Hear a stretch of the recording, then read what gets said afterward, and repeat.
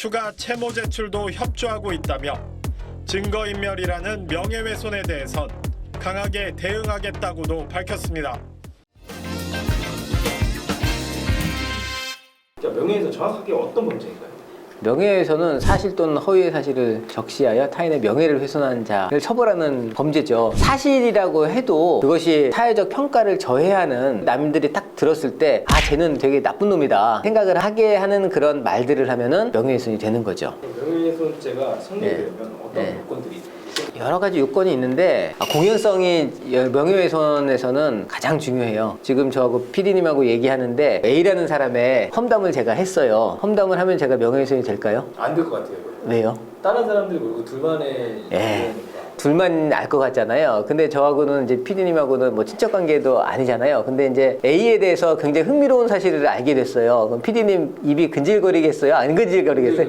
근질거리죠. 그러면은 다른 사람한테 얘기할 수도 있고 안 할 수도 있지만은 할 가능성이 높겠죠? 그렇기 때문에 단둘이 얘기를 해도 공연성이 인정이 되는 거예요. 근데 PD님이 저희 형제라고 하면은 A라는 사람이 또 우리의 친척이에요. 여동생이라고 치면은 얘가 이랬대 그러면은 입이 근질거려도 전파하겠어요?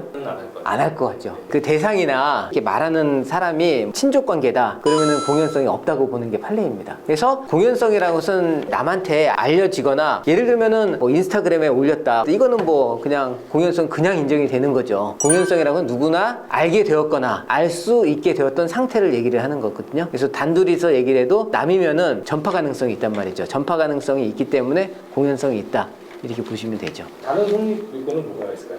제일 중요한 게 또 뭐냐면은 사실의 적시가 있어야 된다는 거예요. 예를 들면은 사실의 적시하고 반대말이 평가예요. 평가. 아, 그놈 나쁜 놈이야, 기대에 어긋나는 놈이야, 이런 거는 사실의 적시가 아니라 나의 생각을 얘기한 거거든요. 평가로 나타내는 거는 사실의 적시가 아니에요. 이거하고 반대되는 게 홍길동이라는 애가 도둑질을 했어. 여기서 이제 구체적 사실의 적시가 있어야 되는데 상점에서 뭐를 훔쳤어, 이렇게 해야지 사실의 적시가 있는 거죠. 근데 그게 진실이건 진실이 아니건 상관이 없습니다. 평가를 하면은 사실의 적시가 아닌 거죠. 특정성이 필요한데 피해자가 특정이 돼야 돼. 피해자 A라는 사람을 갖다가 딱 A라고 하지는 않고 나랑 옛날에 만났던 사이인데 뭐 이렇게 해서 애매하게 하는 거예요. 애매하게 하면은 피해자가 특정이 안 되는 거예요. 그렇기 때문에 피해자가 누군지 확실하게 특정될 수 있어야지 특정성이 인정이 된다라는 거죠. 특정성이라고 하는 것은 정확하게 홍길동이라고 지칭하지는 않아도 얘가 어디에 살고 주로 무엇을 하고 그리고 어디 학교를 나왔고 어떻게 생활을 했다, 이 정도 하면은 특정이 될 수 있습니다. 그 다음에 사회적 평가의 저해. 예를 들면은 A라는 애가 도둑질했대, 빵에 갔다 왔대, 뭐 이렇게 하면은 누가 봐도 사회적으로 쟤 나쁜 놈이네 이럴 거 아닙니까? 그렇게 사회적 평가가 저해되는 그런 말을 해야 됩니다. 그래서 사실 또는 허위 사실의 적시, 공연성, 특정성, 사회적 평가의 저해, 이렇게가 있어야 됩니다. 만약에 명예훼손죄로 고소를 당했을 때 제일 먼저 할 일이 무엇일까요? 경찰서에서 전화가 와서 알 겁니다. 그러면은 전화를 하든지 경찰 찾아가 가지고 명예훼손이 될지 안 될지를 판단하는 것입니다. 사실의 적시가 있나, 공연성이 있을까, 이 정도 가지고 사회적 평가가 저해될까, 그리고 특정했나, 그거를 좀 이제 판단을 해야죠. 스스로 판단을 하는 거죠. 제가 안 될 것 같다 그러면은 잘 소명하시면 되고, 아, 좀 이상하다 그러면은 이제 변호사 찾아오시면 되죠.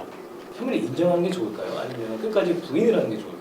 뭐 인정하건 안 인정하건 명예훼손은 반의사 불벌이라고 해서 당사자하고 합의를 하면은 끝나는 사건이라서 합의를 해서 사건을 끝내는 게 가장 좋습니다. 합의가 안 된다. 예. 그러면 형량이 어떻게 될까요? 징역형이 법조항에는 있는데 징역 가는 거는 보지를 못했고요. 벌금형으로 갔습니다. 동종전과가 굉장히 많거나 이런 경우에도 실형은 되지 않고 집행유예가 된 적은 봤습니다. 실형된 경우는 못 봤습니다. 집행유예면 그래도 꽤 센 거네요. 센 거죠. 감형을 받을 수 있는 방법이 있어요. 감형의 가장 좋은 방법은 합의하는 건데 실제로 합의가 이루어졌다 그럼 처벌이 안 되거든요. 그래서 감형이라는 게 없고 면제가 되는 거죠. 감형이 되는 경우는 이런 경우죠. 합의를 하려고 굉장히 노력을 했는데 안 됐다. 그런 경우에 합의를 하려고 노력하는 게 되게 보이고 반성하는 태도로 보였고, 그러면 감형이 될 수도 있죠. 하나의 사례를 한번 말씀해 주실 수 있는 게 있으실까요? 말로 하는 명예훼손보다는 페이스북이나 인스타그램이나 카페나 이런 데다가 글을 올려놓은 거예요. 이것이 명예훼손이 되는 경우가 굉장히 많았습니다. 사이버 명예훼손이라고 하거든요. 특히 맘카페 같은 데에서 비난의 글이 많이 올라옵니다. 그런 걸 갖다가 대량으로 고소하기도 합니다. 그래서 처벌을 이끌어내기도 하고 합의금을 받았던 적도 있습니다. 이제 요즘 사이버 명예훼손이 문제가 많이 되기 때문에 카톡방에서도 명예훼손이 많이 이루어지니까 남 얘기 얘기는 안 하면 좋을 것 같아요. 남 얘기 하고 싶으면은 정말 칭찬 일색으로 하면은 명예훼손 걸릴 일도 없고 방 분위기가 훈훈하지 않을까. 그리고 그 단톡방 같은 걸 하다 보면은 감정이 격해져 가지고 안 좋은 소리를 하는 경우가 굉장히 많아요. 그거는 이제 명예훼손이나 모욕 이렇게 가는 지름길이라고 보시면 돼요. 그러니까 있는 사실만 그대로 얘기하고 이성적으로만 단톡방을 이용하면은 명예훼손이 될 일이 없지 않을까 이렇게 생각을 합니다.